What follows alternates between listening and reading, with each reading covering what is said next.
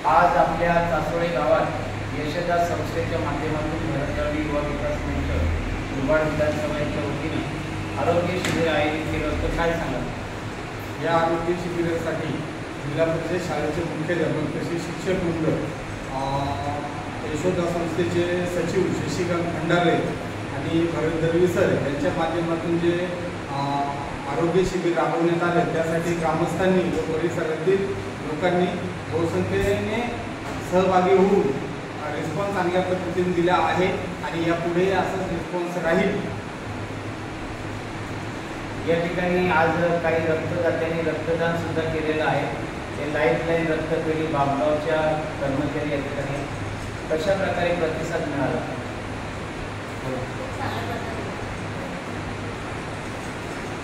आज मुरबाड तालुक्यातील चासोळे गावामध्ये यशदा संस्था, महाराष्ट्र राज्य तसेच ग्रामस्थ मंडळ चासोळे, आमचे एक सामाजिक कार्यकर्ते अरुण राऊत, विनोद राऊत, गावातील इतर सामाजिक कार्यकर्ते, ग्रामपंचायत सदस्य, त्याचप्रमाणे भरत दळवी युवा विकास मंच मुरबाड विधानसभा यांच्या माध्यमातून हे दुसरं शिबिर चासोळे गावात झालेलं आहे.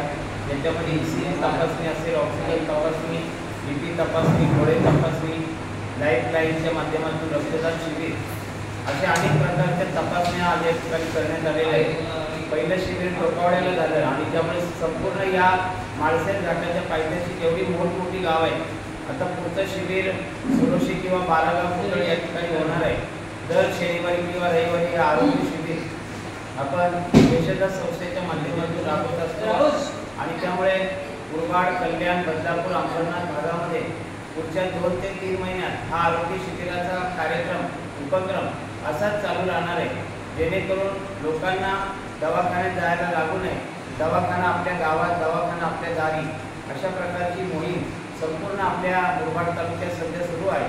आणि टोकावडे भागामधली जी मेन गाव आहेत, मुख्य गावं, त्या ठिकाणी आरोग्य शिबिर आपण राबवत असतो.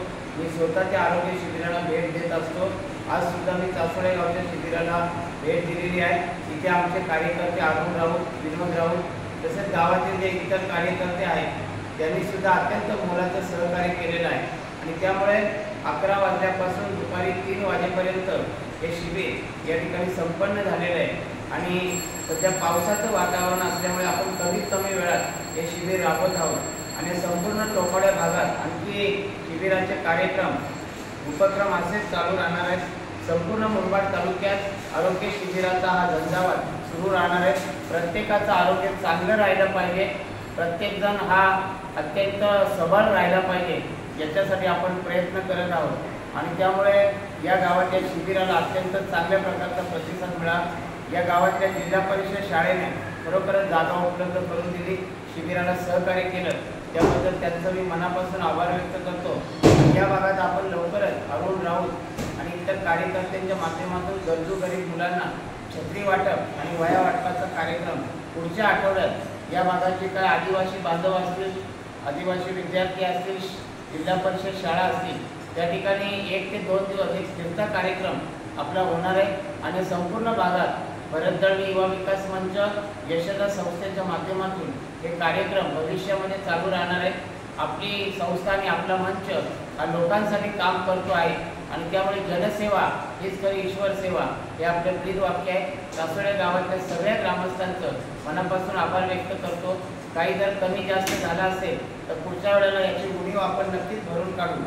सध्या पावसाचं वातावरण असल्यामुळे कमीत कमी वेळेत आपण हे शिबिर राबवत आहोत. भविष्यामध्ये भव्य शिबिरं या भागामध्ये राबवण्याचा आपला मानस आहे. धन्यवाद.